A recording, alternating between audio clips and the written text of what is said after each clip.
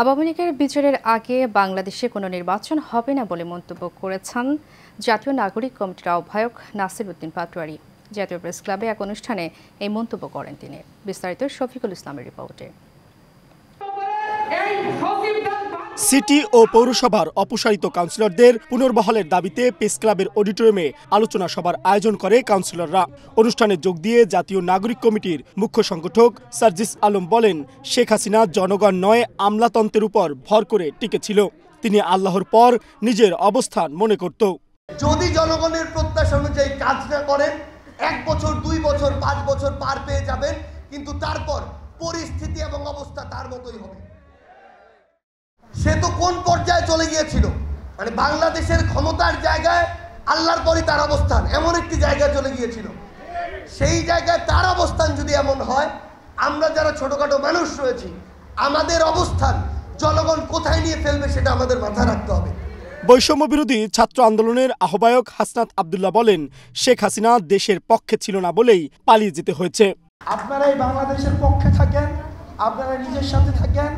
আমরা যখন সবাই বাংলাদেশের পক্ষে থাকব, তখন এই ভারতে বসে যেই দালালরা আছে, ফ্যাসিস্টরা আছে, যত ষড়যন্ত্র করুক না কেন কখনোই কিছু করতে পারবে না।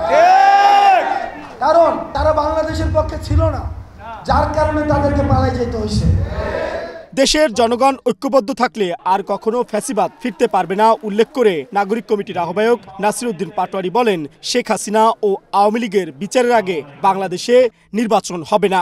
যারা আমাদের ভোটের অধিকার করে কেড়ে নিয়েছিল, আপনাদেরকে আজকের এই সমাবেশে আসতে বাধ্য করেছে, সেই শেখ হাসিনার বিচার ব্যতীত, আওয়ামী লীগের বিচার ব্যতীত এবং যারা ডিরেক্টলি ছাত্র জনতার উপরে গুলি চালিয়েছিল তাদের বিচার ব্যতীত আমরা কোনো ইলেকশনে আর যাব না। অন্তর্বর্তী সরকারের সমালোচনা করে এবি পার্টির যুগ্ম সদস্য সচিব আসাদুজ্জামান ফুয়াদ বলেন, এ সরকার কাজ করছে কিন্তু আওয়ামী লীগের আমলাতন্ত্র আগাতে দিচ্ছে না। অন্তর্বর্তীকালীন সরকার প্রচুর কাজ করতেছে কিন্তু আগাচ্ছে না কেন? আগাচ্ছে না ওই আমলাদের কারণে। এই আওয়ামী আমলাতন্ত্র প্রত্যেকটা সিদ্ধান্তে কিভাবে ম্যানিপুলেট করা যায়, স্লো করে দেওয়া যায়, গতি কমিয়ে দেওয়া যায়, সেই কাজটা করছে। Mohammad Shafiqul Islam, Asian television, Dhaka.